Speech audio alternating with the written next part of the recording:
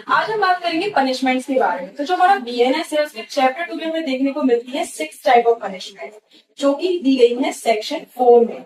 अब यहाँ पे जो पनिशमेंट्स है सबसे पहला नाम आता है डेथ, दूसरा है हमारा लाइफ इम्प्रिजमेंट, तीसरा है हमारा इम्प्रिजमेंट, चौथा है हमारा फॉरफीचर प्रॉपर्टी और लास्ट है हमारा कम्युनिटी सर्विस। अब जब हम इम्प्रिजमेंट को थोड़ा डिटेल में समझते हैं तो यहाँ पे हमें देखने को मिलती है 2 टाइप ऑफ इम्प्रिजमेंट। सबसे पहला है हमारा सिंपल इम्प्रिजमेंट और दूसरा है हमारा रिग्रेस इम्प्रिजमेंट। अब आखिर का मतलब क्या होता है?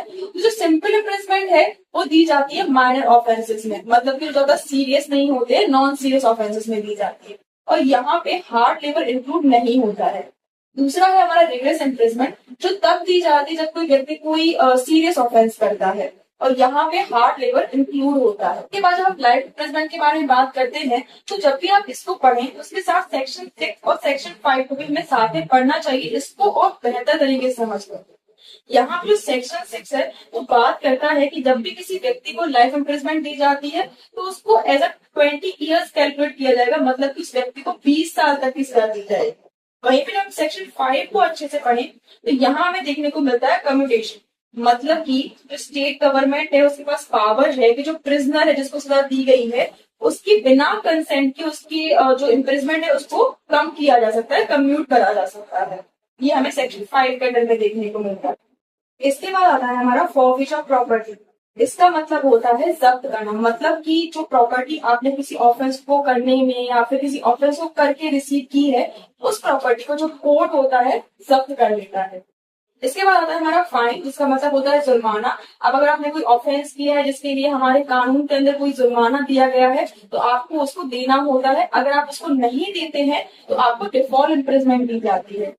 इसके बाद आती है हमारी कम्युनिटी सर्विसेज जिसको न्यू ऐड किया गया है। ये हमारे आईपीसी में नहीं दी गई थी, सिर्फ डीएनएस में नया ऐड किया गया है। इसका मतलब होता है सामाजिक सेवा करना, मतलब मान लीजिए किसी भी व्यक्ति ने कोई माइनर ऑफेंस किया है तो अगर उसे कम्युनिटी सर्विसेज दी जाती है तो उसमें उसे सामाजिक सेवा करनी पड़ती है। फॉर एग्जाम्पल गांव में जाके सेवा करना, वृद्धाश्रम में जाके सेवा करना, सरकारी अस्पतालों में जाके सेवा करना, ये सब कम्युनिटी सर्विसेज के अंडर में आते हैं। अब हम बात करते हैं सॉलिटरी कन्फाइनमेंट के बारे में। तो जो सॉलिटरी कन्फाइनमेंट है वो किसी व्यक्ति को तब दी जाती है जब उस व्यक्ति को रिग्रेस इम्प्रिजमेंट दी गई है। और रिग्रेस इम्प्रिजमेंट कब दी जाती है? जब उस व्यक्ति ने कोई सीरियस ऑफेंस किया हुआ हो। अभी जो सॉलिटरी कन्फाइनमेंट है उसका जो टर्म होता है वो 3 मंथ का होता है, मतलब कि जो कोर्ट है वो सिर्फ 3 मंथ तक की सॉलिटरी कन्फाइनमेंट दे सकती है, उससे ज्यादा नहीं। सॉलिटरी कन्फाइनमेंट का मतलब होता है जिस भी व्यक्ति को सॉलिटरी कन्फाइनमेंट दी जाती है उस पर्टिकुलर व्यक्ति को बाकी सब प्रिजनर से, मतलब कि उस प्रिजनर को बाकी सब प्रिजनर से अलग सेल में रखा जाता है, साथ ही में उसके पास किसी से भी बात करने का अधिकार नहीं होता है।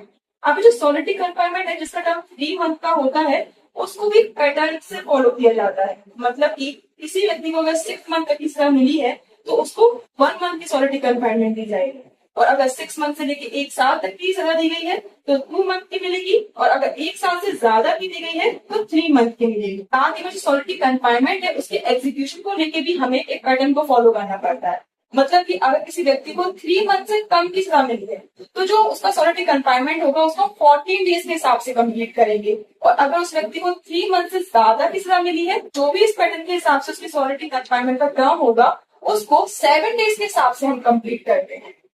तो ये दोनों पैटर्न बहुत जरूरी है समझने के लिए क्योंकि कंफ्यूज कर देते हैं हमें बहुत ज्यादा।